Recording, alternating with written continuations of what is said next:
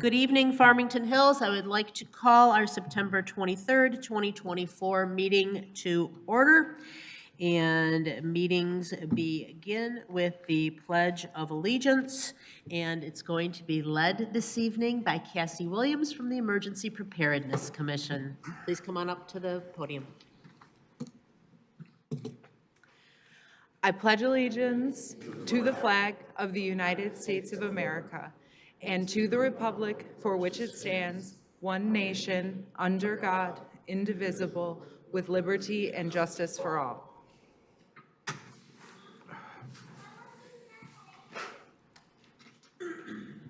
Thank you. Roll call, please. Council members Aldred? Here. Olaware? Here. Bridges? Here. Bruce? Here. Dwyer? Here. Knoll? Here. And Mayor Rich. I'm here. Thank you. Okay, looking for approval of the regular session meeting agenda, please. Is there a motion? I'll make a motion to approve the agenda for tonight's meeting, September 23. Thank you. Is there support? Support. Okay, moved and supported. All in favor, please indicate by saying aye. Aye. Any opposed, same sign. Okay, motion carries.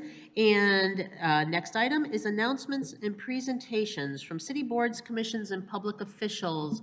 And let's start with Emergency Preparedness Commission, please, since you did the pledge for us. Thank you. Thank you. Good evening. Good evening, Mayor Rich and City Council and members of city staff. I am Cassandra Williams from the Farmington Hills Emergency Preparedness Commission. September is National Preparedness Month. For the tip of the month this month, we're focusing on personal preparedness. In general, in the event of an area-wide emergency, we should plan to allow the city resources 72 hours to handle the issues that are best left to them. And at home, it's a good idea to have a preparedness kit in case you need to evacuate or shelter in place. Here's a list of items that should be included in that.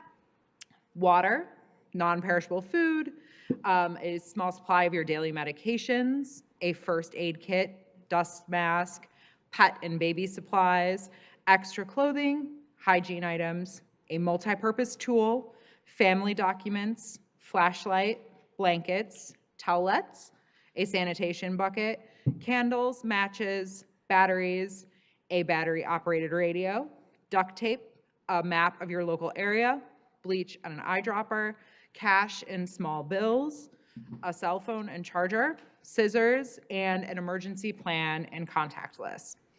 Additionally, maintaining your car for travel month over month will help in the event that you need to evacuate. In addition, familiarizing yourself with local roads, again, in the event you have to evacuate.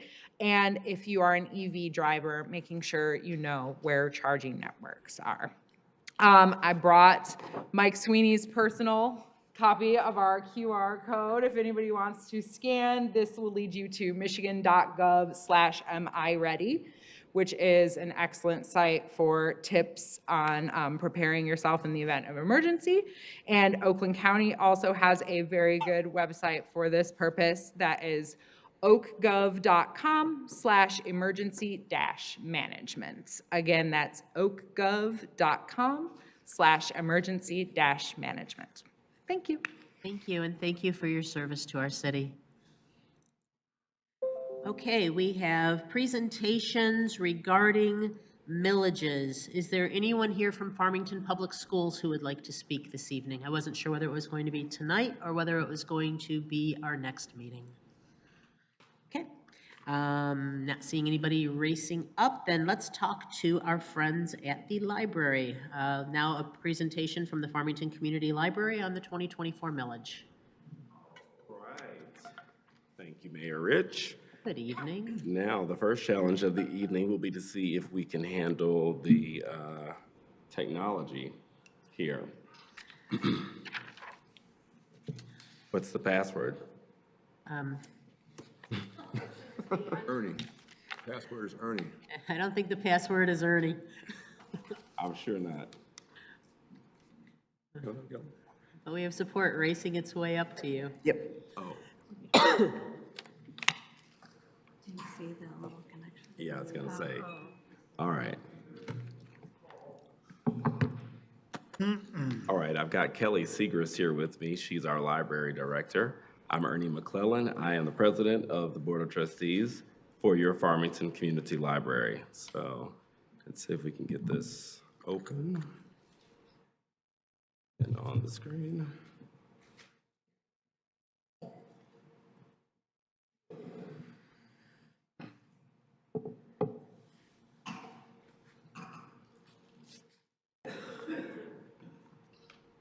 Oh, do you want the PDF? Let's go back.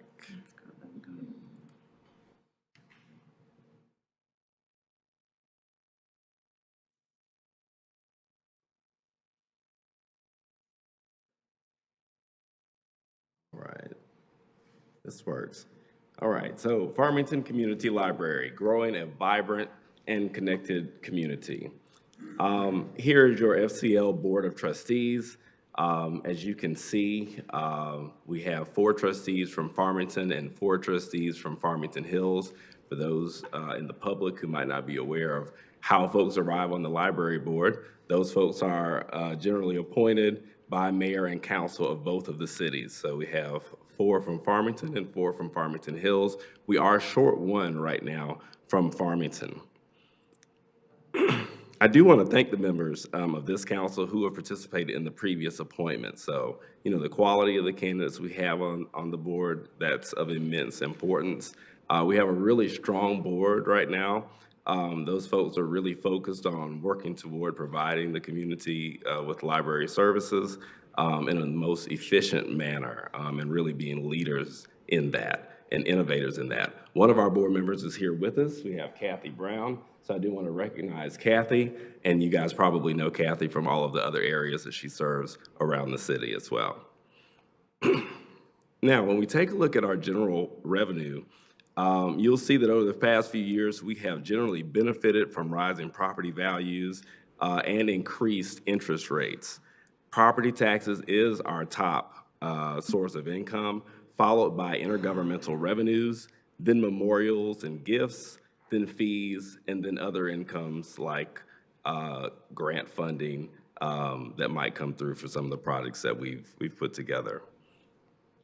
When you look at our expenditures, salaries are our primary expense, as our people are our primary resource that we use to really connect what we offer to the community. I do want to point out that the board and staff has been very judicious in evaluating staffing. We want to ensure that we have the right roles and the right people in those roles as we look toward the future. If you look at our current salary spending, it's lower than 2019 levels. So we've really been able to innovate, do some different things at the library, make sure we've got the right staff in place while we still spend time focusing on digital resources and programming that the community can actually use. That increased availability of cash flow allows the library to take on most of the capital improvements that we need out of our general fund to this point. So some of the improvements that we've completed over the past few years include new air conditioning, chillers, new entry doors at the Farmington location. We've had installation of new Wi-Fi technology in both of our buildings. We've replaced carpet, paint, general maintenance throughout the buildings. We've installed a new automated material handling system, and we also have new pickup lockers, which are, I think, scheduled to open in a few weeks. They haven't opened yet, but that will allow people to have access to the library 24/7 through the pickup lockers. Next year, we're planning to start roof replacements at both buildings, and all of this is being done out of general fund revenue. All right, so your FCL card. Anyone who lives, works, goes to school, or owns property in Farmington or Farmington Hills can apply. You can check out print, digital, tools, electronic devices, and many more. You've got access to online resources and research databases. One of the tools that I really like to use a lot these days is our access to the New York Times and Washington Post, which residents can access with their library card. You can get access to materials across the state through interlibrary loan, and we like to remind people that FCL is fine-free. We also do not charge residents for any meeting rooms as of a recent board action this summer. Now, service usage. FCL is open 68 hours each week. We offer the community access to nearly 280,000 items. And between July 1st and June 30th of this year, July 1st of 2015 through June 30th of 2024, the library system has averaged 948,000 items per year checked out, 41,401 active borrowers per year, 427,710 library visits per year, 1,363 events, and 42,904 attendees per year, 78,714 public computer sessions per year. So on November 5th, we are asking residents to consider a 20-year renewal of our summer operating millage. The ballot question proposes a millage renewal at the rate of 0.9264 mils, which is equivalent to the current summer millage rate. We are not requesting any increase. The funds levied by this millage account for about 55% of the library's total revenue every year, and this millage funds normal library operations along with all of the capital improvements and upkeep of the physical plant that I described that the trustees take care of.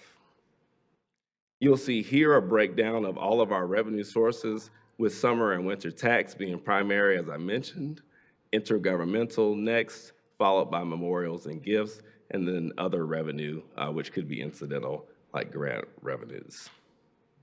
So we want to encourage everyone to vote November 5th. I know many of you have some yard signs on the way from our committee or from folks that are working on the campaign. So we thank you for your support. Anyone who doesn't have one on the way and you would like one, please let me know and I'll be sure to make sure that you get one. Any questions? Questions? Dr. Bruce? Thank you, Mayor. Great presentation. I really think this looks really, really good. I support the millage renewal, and it's hard to believe it's been 20 years since it was spun off, because I was on council back at that time when the budget came out of both cities, general budget. And because of the economic conditions then, the library was having to close on certain days, limit hours, because there just wasn't enough money, and we decided to spin it off to its own millage, which I'm really glad that we did, because now it's funded and it's no issues there. And I like the data that you presented, the graphs.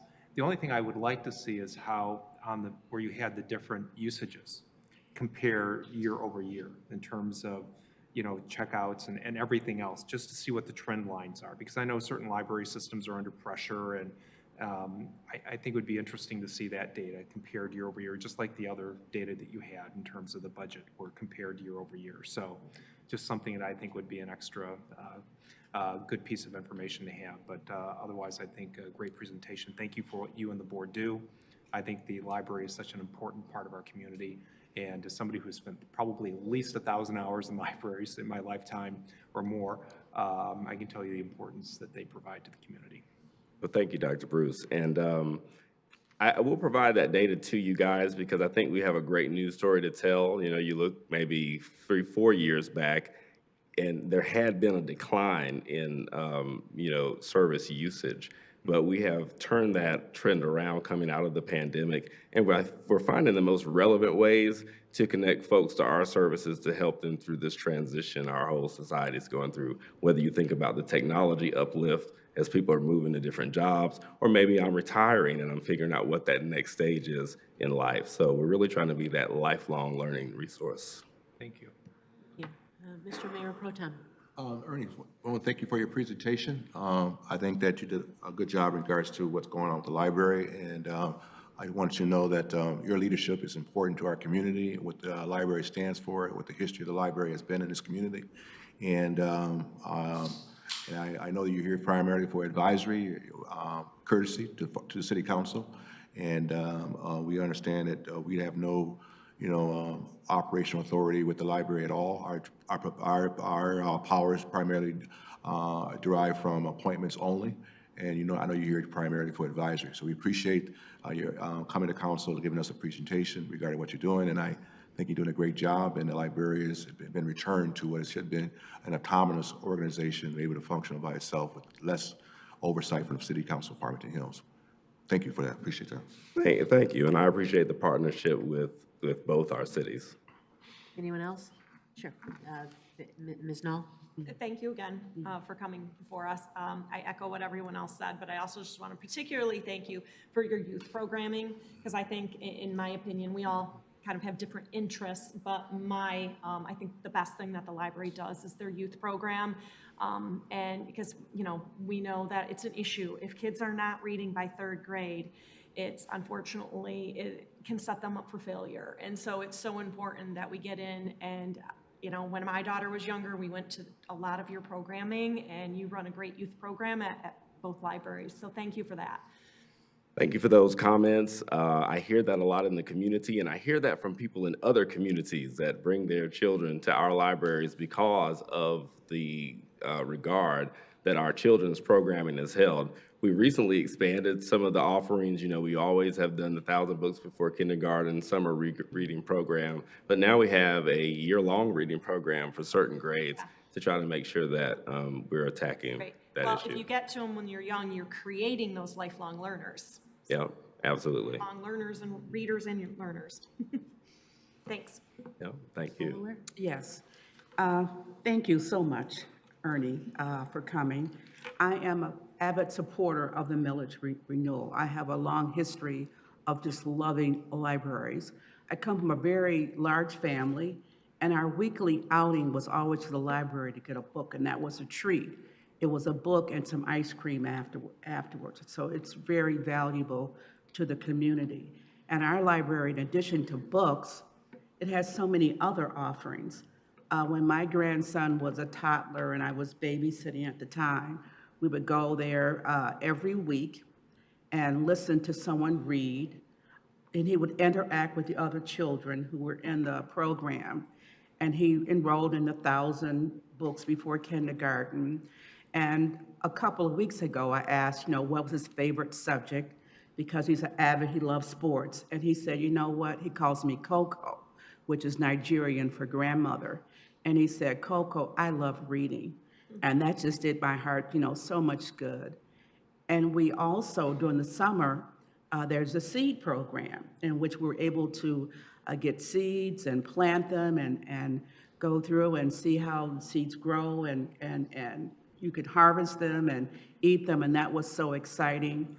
There were just so many great programs, just not just for toddlers, but for children and for adults. There's so much happening. Our library is almost like a big gathering space for so many of our community needs.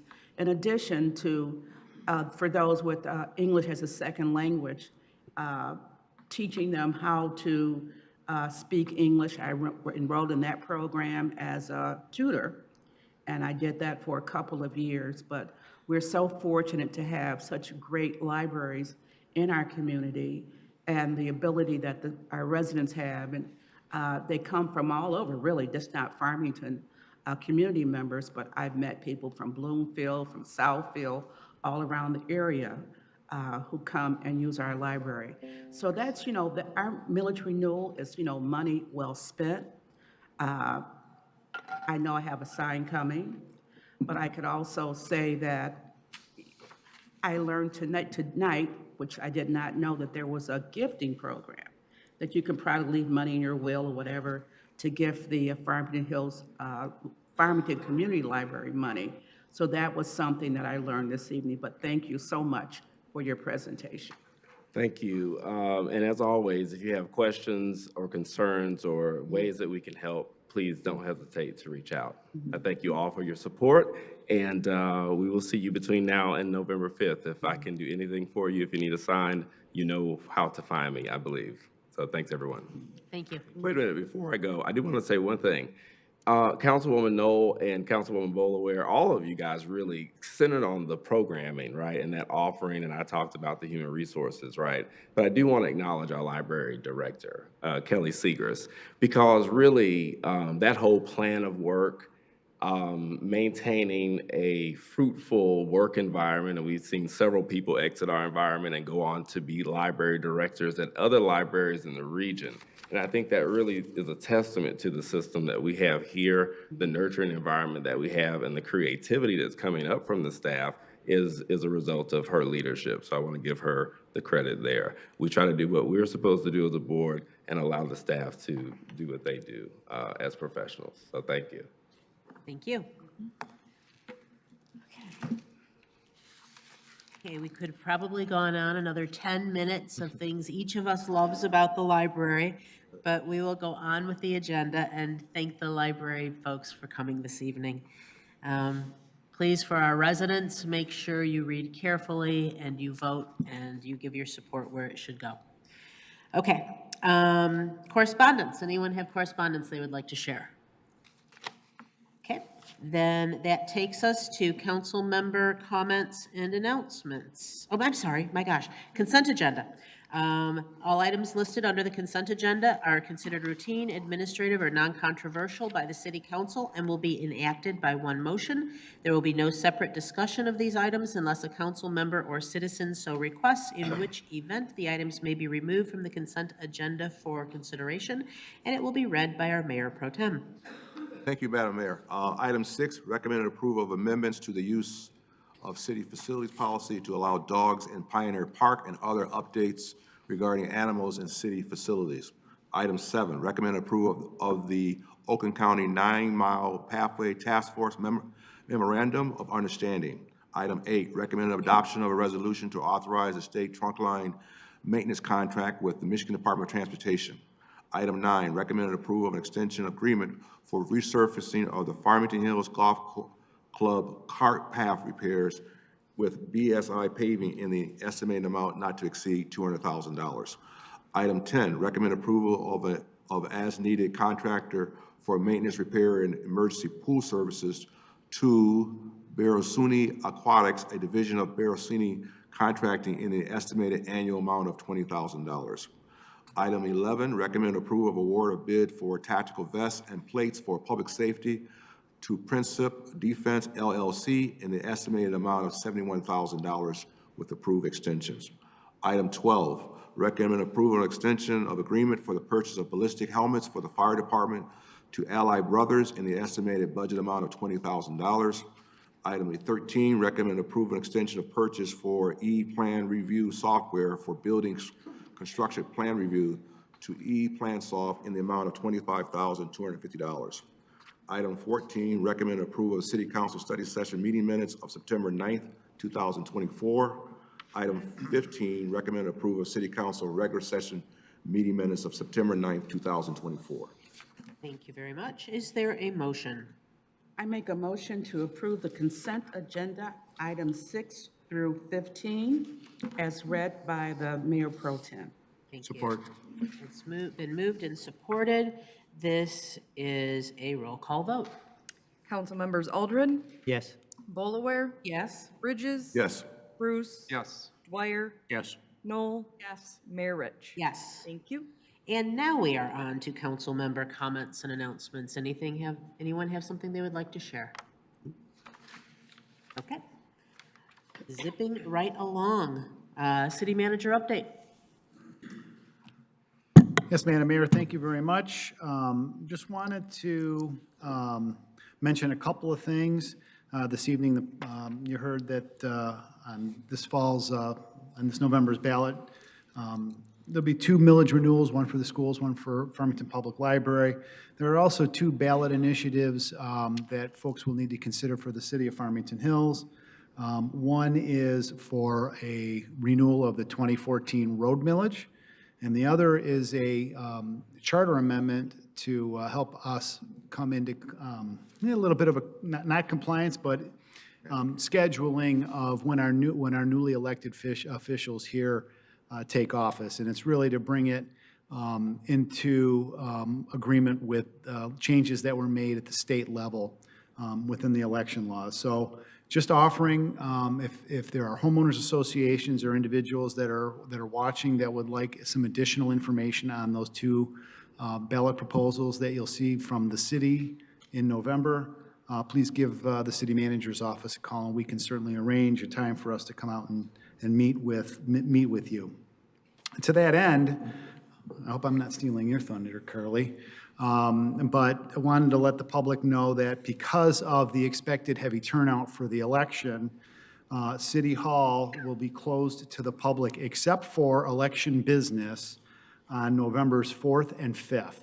We have a lot of folks that will be registering and voting the day before the election likely. Is that correct, Madam Clerk? Yep. And as well, the day of the election. Staff will be reporting as usual.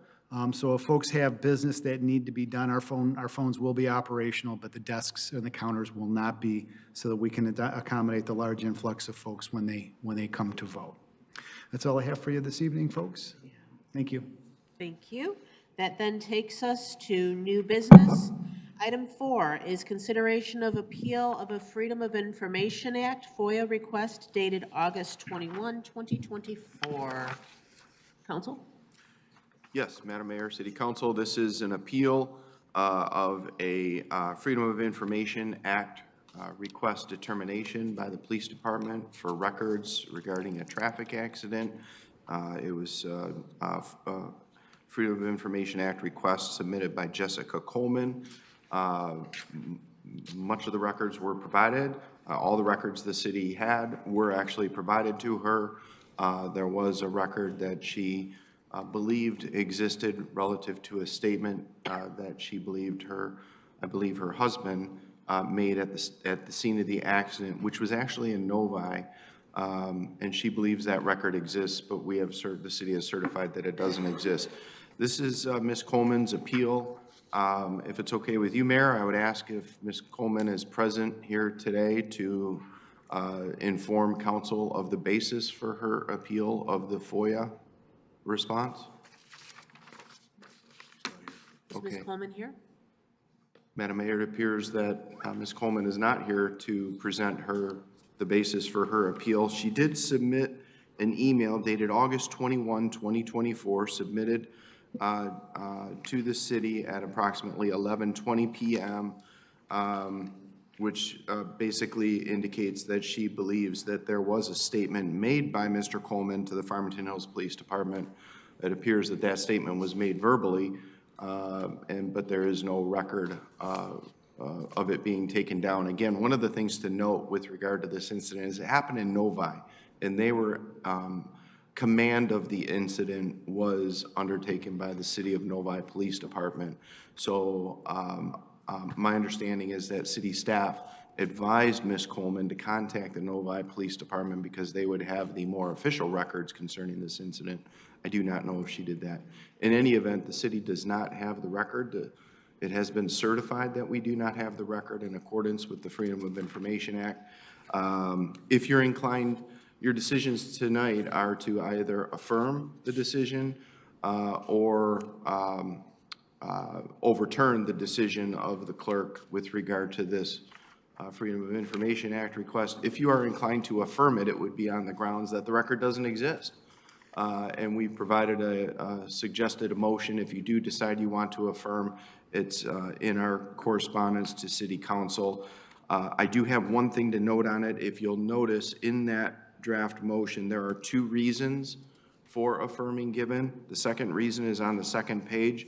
There is a typo with regard to the citation to the Freedom of Information Act. It refers to MCL 15.235 4B. It should actually be MCL 235 5B, subsection 5, subsection B. I apologize for that typographical error, but if you are inclined to bring that motion to affirm, please include that adjustment. Okay, thank you. Questions for council? Okay. Motion? Okay. Thank you. I move to affirm the Police Department's August 6, 2024 response to Ms. Coleman's May 21st, 2024 FOIA request for the following reasons. One, the police department's response of records in its August 6th response constitute all of its public records regarding the incident.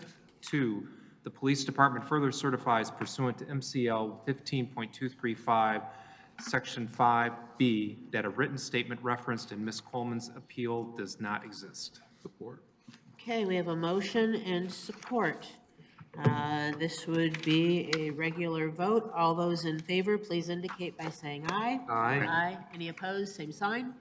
Okay, motion carries. We have one other item of new business, and this would be a first reading, consideration of approval of the introduction of an ordinance to amend the Farmington Hills Code of Ordinances to amend Chapter 19, Parks and Recreation, Article 3, Rules and Regulations, Section 19-51, Animals Prohibited, for purposes of allowing dogs in Pioneer Park and the city's dog park, adding an exception for service animals. Is there anyone who would like to make a motion? What would you like to make a presentation? You can, yeah, good evening, Mayor, City Council. I'm Ellen Schnackle, Director of Special Services. Just quickly, we discussed this, City Council, at the April 22nd, 2024 study session, talked about the dog park and all of our current rules in all of our parks with regards to animals. City attorney worked with staff with me to develop draft changes required to the City of Farmington Hills Code of Ordinances, and I presented those to City Council on September 9th during the study session. In summary, they include defining a service animal in accordance with Title II and Title III of the Americans with Disabilities Act, define use of the William Grace Dog Park subject to compliance of established rules and regulations, and then third, allows dogs in Pioneer Park with some restrictions. So the proposed ordinance as provided at the September 9th meeting was also attached in your packet. So at this time, we're recommending City Council approve and adopt the proposed amendments to Chapter 19, Section 19-51 of the City Code as presented. Okay, thank you. Is there a motion? Oh, question, please. Just a quick question. When will signage be posted? As quickly as we can. Once we get this approved and the code is in effect, we'll make it happen quickly. Okay, so I think- it shouldn't take more than a couple weeks? Oh, I wouldn't think so. Yeah, we could do it Great. pretty quickly. Okay. Thank Mayor? you. Is there a motion? Yeah, please. Before a motion, just real quick, two things to note. First, on your consent agenda were the concurrent amendments to the facilities use policy. You saw that on your agenda. You probably noticed, and I just wanted to reiterate for the public, that that is subject to and only becomes effective if this ordinance becomes effective, okay? Second thing to point out is this, of course, will come back for a second reading and adoption at your next meeting if you do move it forward. Thank you. Thank you. Mr. Aldred. And just to make a comment as a council member on our liaison to Parks and Recreation, this is a topic that we discussed in Parks and Recreation and the pros and cons of having more dogs where it's appropriate, where it's not. Obviously, we're a city that loves dogs, and we have a lot of people who want to have facilities appropriate for their dogs. And, you know, I think this is a proposal that's been thought through to this point, and I'm glad to see it on the agenda. And just to affirm, this is dogs on leashes in Pioneer Park. All right, is there a motion, please? I do. Mr. Bridges. Thank you. Madam Mayor, I move the approval of the introduction of an ordinance to amend the Farmington Hills Code of Ordinance to amend Chapter 19, Parks and Recreation, Article 3, Rules and Regulations, Section 19-51, Animals Prohibited, for purposes of allowing dogs in Pioneer Park and the city dog park and adding an exception for service animals. Okay, there's a motion. Is there support? Support. Moved and supported. This is a roll call vote. Council members Knoll, Yes. Dwyer, Yes. Bruce, Yes. Bridges, Yes. Bolaware, Yes. Aldred, Yes. Mayor Rich. Yes. Thank you. Okay. Next item is public comment. Just a reminder, those who would like to make public comment, we need a blue slip from you to be submitted to the clerk. And as we see blue slips coming forward, the first one who is going to be speaking is PG. I want to make a couple quick announcements. The first is the fourth and final quadrant meeting is going to be held tomorrow at 7:30 p.m. at the fire station at 29711 Drake Road. It will be at 7:30. And we have a citywide open house coming on October 5th. That will be from 12 to 3, Saturday, October 5th from 12 to 3. Okay. PG, you are up. Please.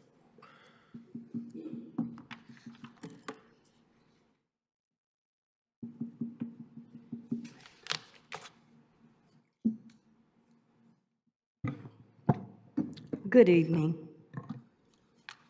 I was in this study, the meeting prior to this meeting, and I literally almost regurgitated.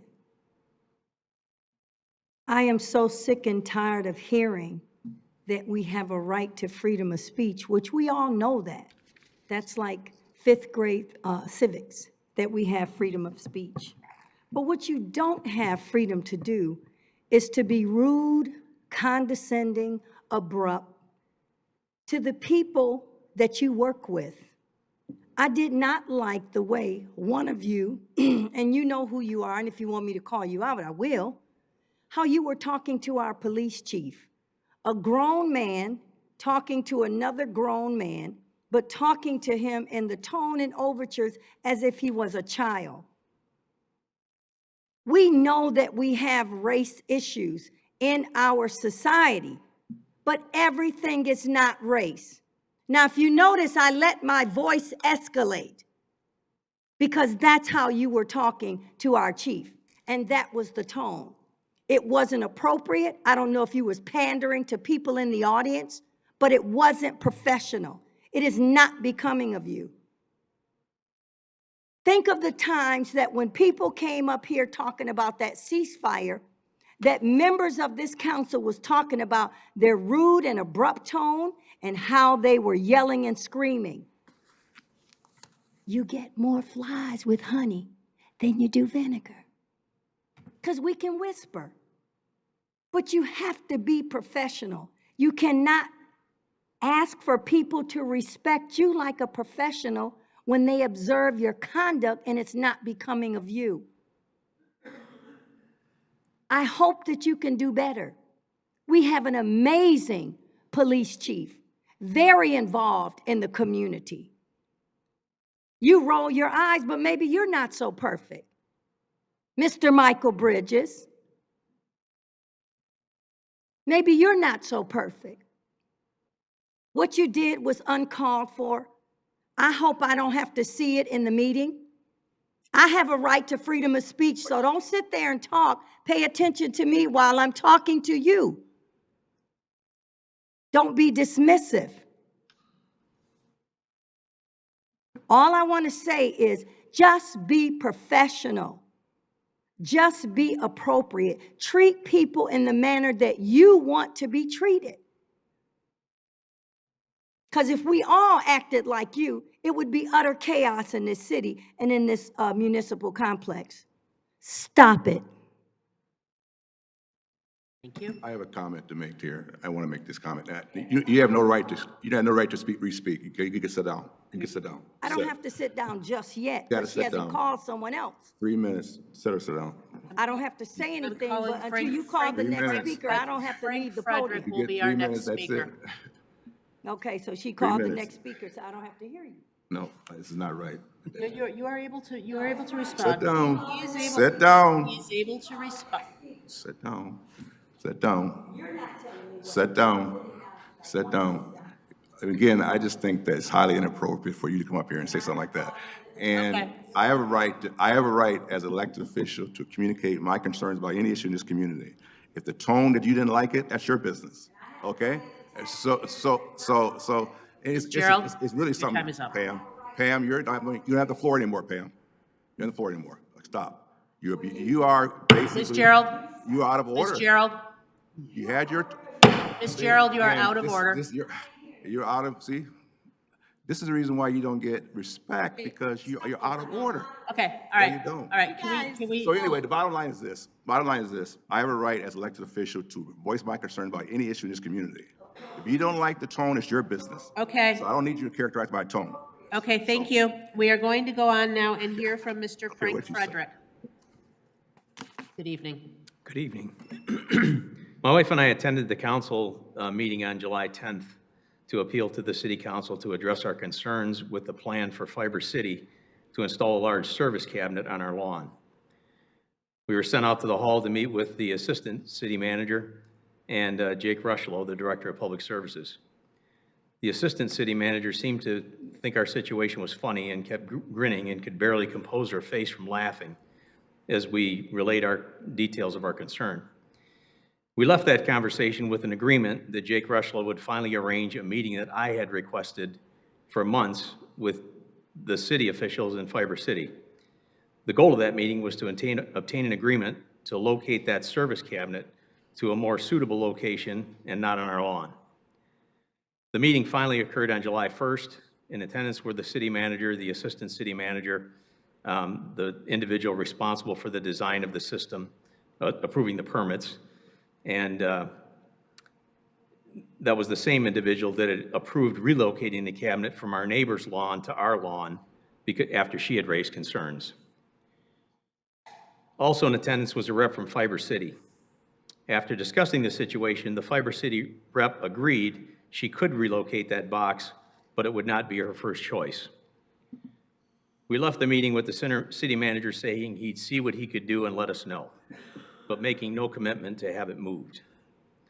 We have not heard from the city manager or anyone on his staff since the meeting on our lawn. We reached out to his office on several occasions and left messages for a callback. The most recent calls and messages were left on 9/11 and 9/17 and still no callback.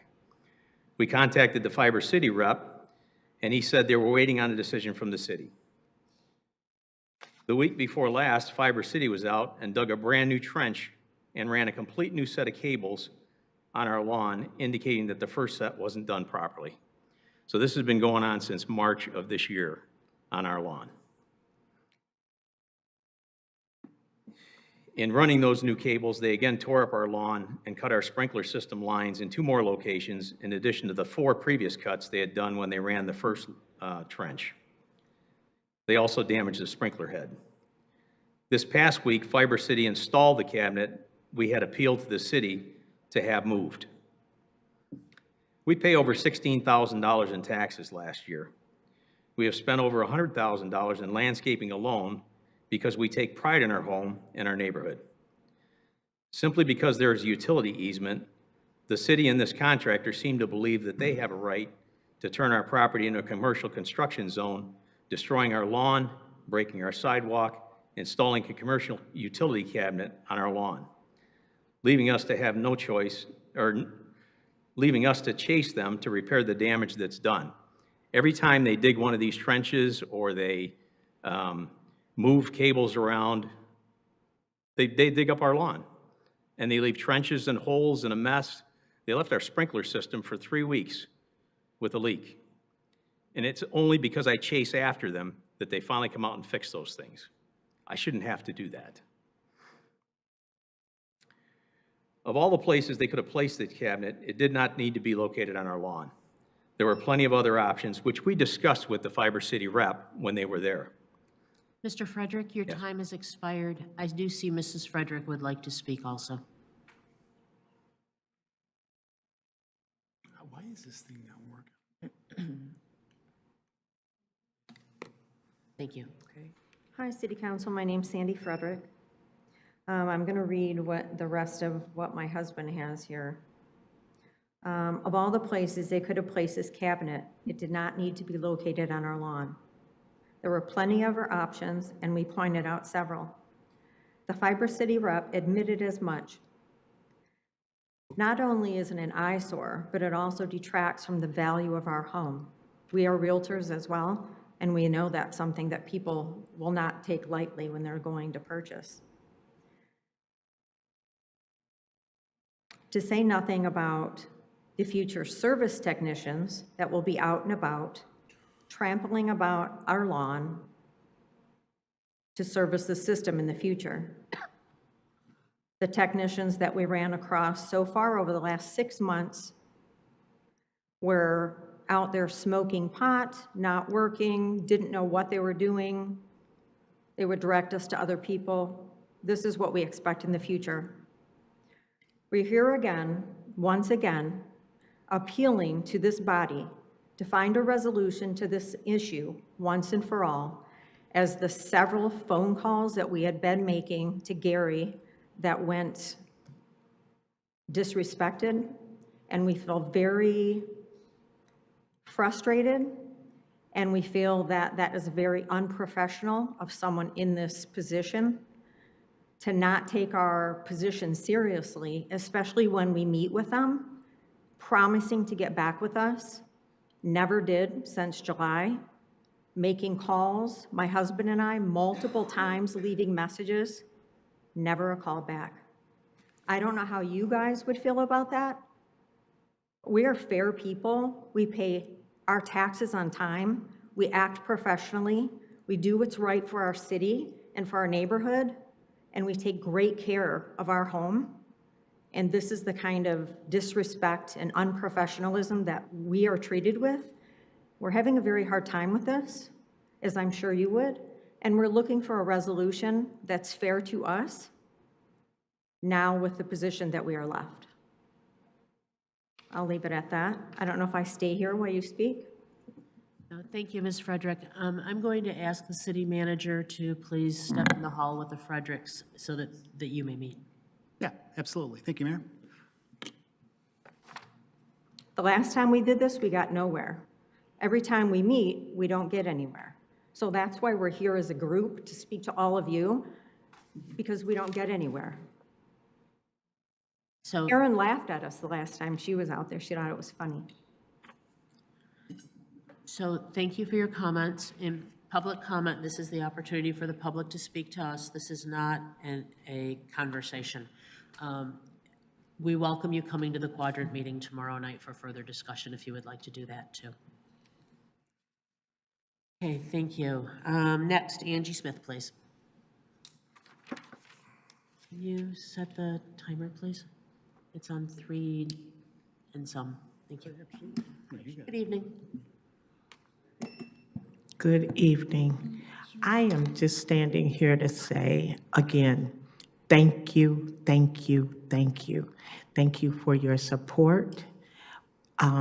We are looking good when it comes down to building our relationship back with the school board in the cities. I am so excited.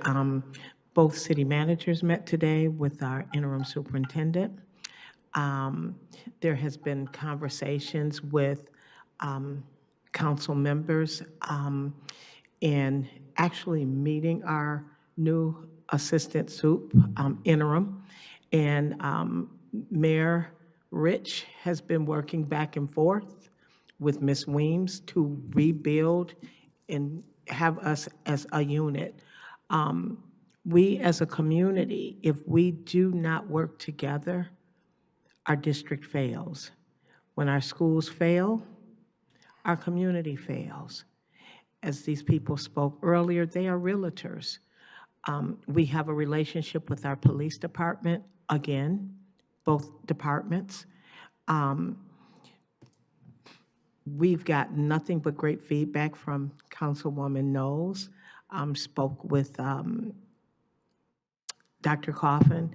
So I am looking forward to this meeting, and the meeting of the minds with all of you, and let's rebuild and build bridges, no pun intended, Mr. Bridges up there, but let's do what we all got elected to do, because as elected officials, this is not for the weak, as you see.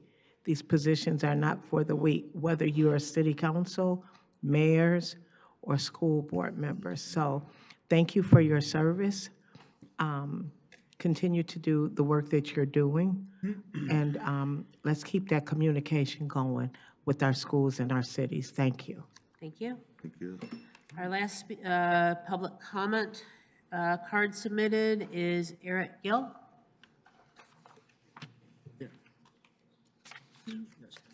Good evening. Evening. My name's E. Reed Gill. I am a resident and a homeowner in Farmington Hills. Since I've lived here, first of all, I love it here. I'm very happy. I love my neighborhood. Yeah, except since I've lived here, I have had 3 service providers for my cell phone, and I have gone through about 3 different cell phones because I break them and drop them. And the entire time, I don't have coverage in my house. It's the strangest thing. I live in what is known as the Bermuda Triangle of cell coverage. It is 9 Mile and Middle Belt, and it's not just me, because I know I talk to my neighbors, and when my friends come over, they're saying, oh, weird, I have no data. And no, it's not weird, it's just my house. I've been told it's the leaves on the trees, and maybe in winter it will be better.